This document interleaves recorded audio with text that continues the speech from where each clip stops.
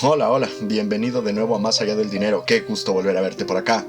Bueno, hoy vamos a platicar del libro de La historia de la globalización, segunda parte de Aldo Ferrer. Si te perdiste la primera, recuerda que está en los videos que ya subí anteriormente. ¿Qué vimos en el primer libro? Bueno, en el primer libro vimos que el primer orden mundial abarca el periodo entre las epopeyas de Cristóbal Colón y Vasco da Gama en el 1800. Este segundo orden mundial del que habla este libro sería desde el año 1800 hasta posterior a la Revolución Industrial en 1914. En el siglo XX, debido a las dos grandes guerras mundiales, hubo un periodo de desglobalización y posteriormente una etapa de globalización intensa, que sería el tercer orden y que es el que estamos viviendo en la actualidad. La revolución tecnológica a partir del año 1800 provocó un aumento de la productividad, la transformación de la oferta y la demanda de bienes y servicios, y también las relaciones de poder entre los países se vieron radicalmente transformadas. Las ventajas relativas en las artes de la navegación y la guerra y en la capacidad de organización de los países disponibles dejaron de ser las principales variables explicativas de los sistemas de dominación. ¿Por qué? Ya no era tan fácil llegar y agarrar a patadas a tu vecino. Ahora lo explicamos más a fondo. En el siglo XIX la tecnología y la capacidad industrial se convirtieron en componentes esenciales del orden planetario. La dimensión del poder tangible, territorio y población influyó para que los países avanzados se convirtieran, o no, en grandes potencias. A principios del siglo XVIII, en las regiones más avanzadas de Europa, las técnicas aplicadas para la agricultura, las manufacturas y los servicios eran en realidad solo versiones mejoradas del conocimiento ya existente en la Edad Media. Lo que se había avanzado en progreso tecnológico había sido relativamente poco. En el terreno de las finanzas, los bancos y casas mercantiles operaban con instrumentos de crédito y cancelación de pagos que desarrollaron los Medici y otros grandes banqueros, debido principalmente al liderazgo holandés. Las sociedades por acciones y los mercados para la colocación de papeles públicos y de empresas mercantiles contaban con un desarrollo considerable. La creación del Banco de Inglaterra en 1694 reflejaba la incipiente madurez del sistema financiero británico. El dinero consistía en monedas de plata y oro. Consecuentemente, la capacidad multiplicadora del crédito por la emisión de papel moneda era inexistente. En el caso de las potencias atlánticas, el gasto público incluía además el sostenimiento de la marina de guerra y la expansión de ultramar. Esto provocaba dos consecuencias principales e interdependientes. 1. El lento crecimiento de la productividad en el largo plazo. Y 2. La débil relación entre la tecnología, la generación de ganancia y la acumulación de capital. En los dos siglos iniciales del primer orden mundial, la productividad media de las economías y sociedades más avanzadas de Europa siguió creciendo a una tasa del 0.1% y 0.2% acumulativo, es decir, el ritmo de crecimiento no presentaba diferencias significativas con el registrado desde la expansión del capitalismo mercantil en el siglo XI.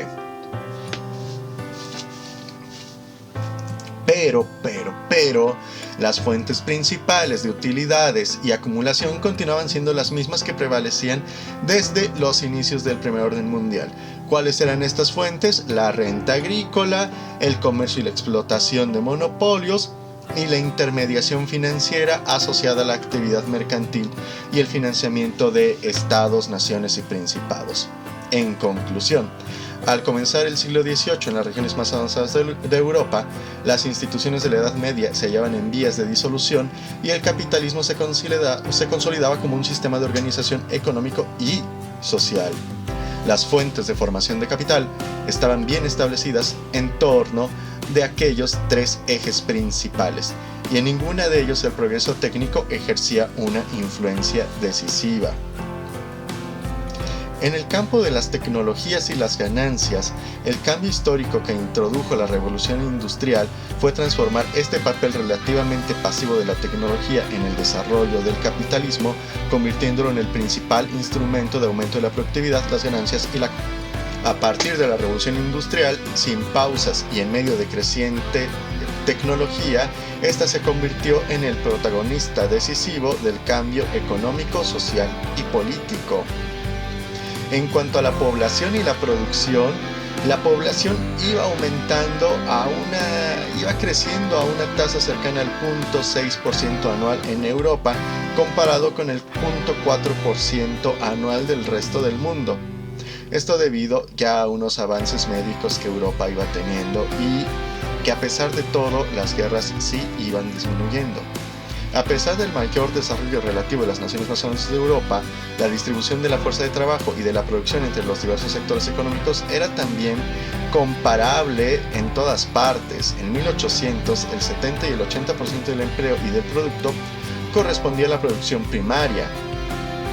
Y respecto a la acumulación de capital productivo, Gran Bretaña y las otras naciones avanzadas de Europa y los Estados Unidos registraban las mayores inversiones que el resto del mundo.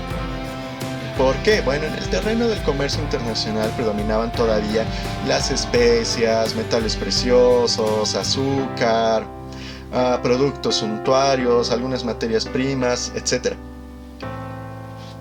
El tráfico de esclavos para abastecer la mano de obra de las explotaciones en el Nuevo Mundo era un rubro significativo de comercio en aquella época. En conjunto, en el 1800 las exportaciones mundiales ascendían alrededor de $6.000 millones, es decir, cerca del 1% del producto mundial. Todas las sociedades y economías del mundo se autoabastecían esencialmente con su propia producción. Se puede decir que la única excepción y la economía más abierta de la época era la economía británica, en la cual las exportaciones representaban más del 3% y en algunos sectores como la industria textil y metalmecánica proporciones sustancialmente mayores. En el campo de migración, la migración desde Europa al Nuevo Mundo formaron nuevas civilizaciones y en África y en Asia establecieron la presencia europea en factorías y asentamientos. La mayor de todas las corrientes migratorias fue la de esclavos africanos cautivos y vendidos como esclavos, principalmente para América. Aquí pasa algo, no solo se estaban moviendo los esclavos y las personas, también se estaban moviendo los capitales. El movimiento de capitales abarcaba las inversiones directas de origen privado y público, exportaciones de minas, plantaciones y otros emprendimientos. Incluía también el financiamiento de los seguros de transporte y en menor medida del gasto público. La Plaza de Londres cumplía ya en vísperas del Segundo Orden Mundial un papel importante por la diversificación de sus intermediarios financieros. En cuanto al transporte a inicios del 1800, pues el transporte seguía siendo reducido simplemente a tracción animal. Solo bienes de valor intrínseco soportaban los fletes de larga distancia. El transporte ultramar era dominado por las potencias atlánticas. Por cierto, en aquella época la piratería también constituía una actividad muy europea. Las potencias atlánticas establecieron diversos regímenes de administración de sus posesiones. Para estos años, el escenario ya se iba convulsionando por el impacto de las ideas de la Ilustración y del liberalismo que los ejércitos de Napoleón estaban difundiendo desde Urales hasta España. Ese fue el preludio del enfrentamiento entre el viejo orden aristocrático y las nuevas formas de organización social y participación política asociados a la industrialización, la urbanización, el ascenso de la burguesía y la formación de una clase obrera conmocionaron el espacio europeo en el transcurso del Segundo Orden Mundial. Este periodo también estuvo marcado por notables crecimientos, pero con asimetrías. El avance científico y tecnológico que impulsó la revolución industrial en un grupo de países de Europa Occidental modificó radicalmente las tendencias previas. La población y producto mundiales experimentaron tasas de crecimiento que multiplicaron las vigentes hasta entonces, y el producto per cápita y las condiciones de vida experimentaron así un avance extraordinario. Pero, y este es el gran pero, solamente fue en unos cuantos países. La brecha creciente en los niveles de vida se reflejó en la evolución de la esperanza de vida. En los países En los países más avanzados, para 1913, la esperanza de vida alcanzaba ya 55 años, en los demás únicamente 35. Aquí empiezan las asimetrías, por ejemplo en la distribución del progreso técnico y en la revolución tecnológica, que se limitó únicamente a Europa Occidental, los Estados Unidos y los dominios británicos. En cuanto a las redes de globalización, la revolución tecnológica de los transportes y las comunicaciones provocó una rebaja drástica de tiempos y costos para el transporte de mercancías y personas y para la transmisión de información. Por primera vez prácticamente quedó integrado un mercado mundial comunicado con sus limitantes en tiempo real. La producción mundial creció 4 veces desde 1800 hasta 1913 y el comercio mundial 30 veces. En 1913 las exportaciones mundiales ascendían a $240.000 millones. En Europa se presentaron grandes procesos de unificación de mercados y las nuevas fronteras de comercio internacional promovieron la liberación de los intercambios. Sin embargo, esta apertura de intercambios sí fue detenida en la década de 1880, en parte por la depresión de 1873 y por la entrada masiva de trigo proveniente de los Estados Unidos y de Rusia, que sí estaba afectando de gran forma a Europa. En cuanto a la migración, ¿qué pasó en este periodo? Pues ya en algunos países la migración fue resultado de la conmoción demográfica, como la hambruna de Irlanda en 1845, pero en otros casos fueron los propios gobiernos los que estimularon esta migración hacia sus dependencias en ultramar. Otros factores que influyeron en las corrientes migratorias fueron la eliminación de la esclavitud y la consiguiente escasez de mano de obra. De Europa tuvieron que mandar mano de obra a América. La integración de la economía mundial abrió también nuevas oportunidades en el campo de la inversión, en el desarrollo de la infraestructura, la explotación de recursos naturales y las actividades manufactureras. Las redes comerciales y financieras necesarias para el desarrollo expansivo del comercio internacional y las corrientes migratorias fueron otro destino significativo de las inversiones internacionales. El mercado de títulos públicos y de obligaciones empresariales de largo plazo alcanzó un gran desarrollo en el transcurso del Segundo Orden Mundial. Ahora, no todo lo que brilla es oro. En este segundo orden mundial también empezaron las crisis financieras. En el primer orden mundial, el desarrollo de las sociedades por acciones, la emisión de títulos públicos y los mercados para la transacción de productos dieron lugar a la aparición de procesos especulativos en los 3 mercados más avanzados de Europa.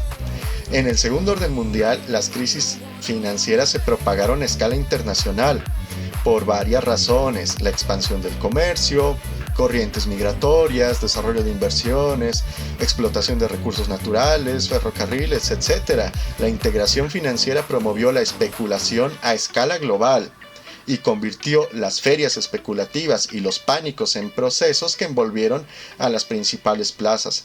Apareció por primera vez el tema de la confianza de los inversores como un dato determinante de la corriente de capitales financieros.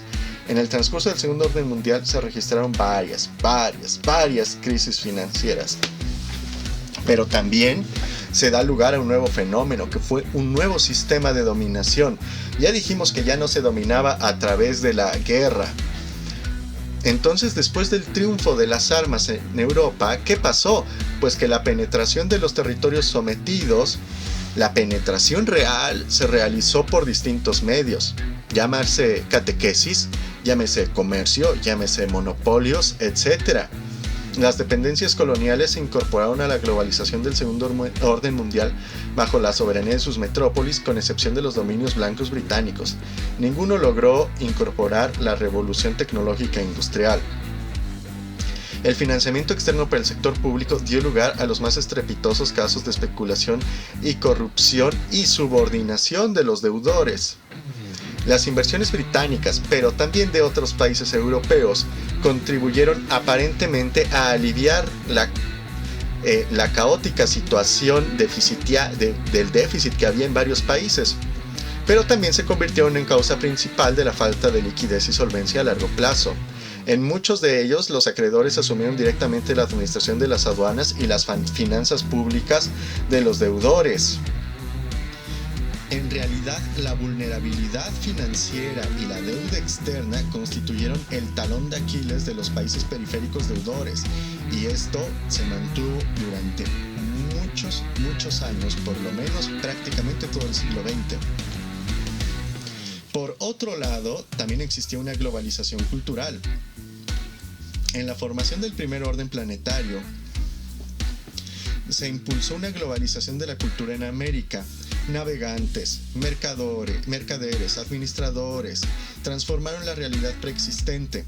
Aunque se asimilaron ciertos patrones europeos y los mecanismos de dominación impuestos por las potencias imperiales, esto en realidad no alcanzó a disolver las civilizaciones preexistentes, pero sí influyeron en el conocimiento científico y el arte de todos los pueblos. Esto también fue recíproco. En Europa también hubo una transformación. La globalización cultural iniciada en el primer orden se transformó radicalmente dentro del segundo. Los vínculos entre los países y las sociedades integrantes del nuevo sistema internacional se multiplicaron y profundizaron en todos los planos. También se empezaron a formar élites en todos los países. En los países exitosos, las élites con raíces nacionales de sus respectivos capitales contribuyeron a asociar a las empresas con los sistemas nacionales de ciencia y tecnología. En otros países, las élites se dedicaron a la fiesta y al desperdicio. Esos países son los que no llegaron a convertirse en exitosos. ¿Cuál fue otra condición de éxito para los países que sí pudieron destacar? Pues las ideas económicas. Los países exitosos no adoptaron las ideas económicas prevalecientes en los centros europeos. Fundaron ideas e ideologías propias compatibles con el desarrollo de sus economías nacionales. También el Estado fue un factor. Con el respaldo de ideas y visiones propias del desarrollo de todos los países ganadores, el Estado jugó siempre un papel fundamental. En países europeos, el Estado impulsó el desarrollo de infraestructura, educación, etc. La acción pública privilegió los intereses privados nacionales. Aunque sí, en Europa también existieron episodios de corrupción escandalosa, esta corrupción no impidió el desarrollo de los países exitosos y tampoco resulta una variable explicativa fundamental del comportamiento de las colonias y periferia en el transcurso del Segundo Orden Mundial. La corrupción afecta, pero no es el principal factor, ni es algo que haya detenido o obstaculizado el desarrollo.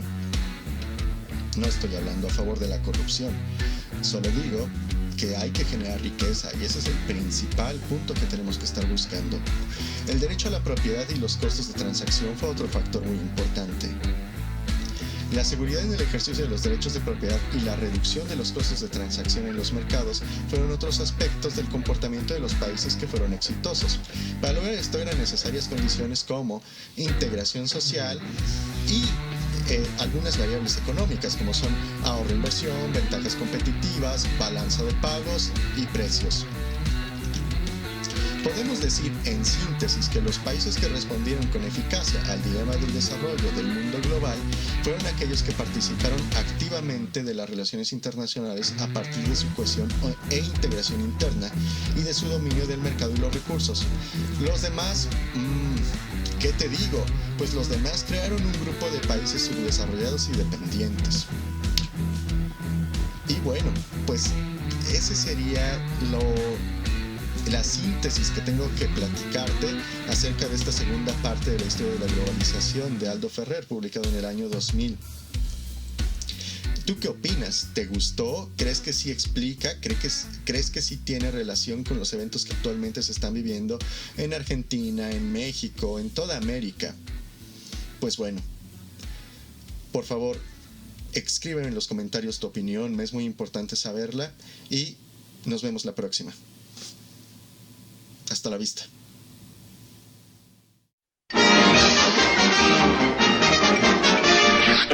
Eso es todo, amigos.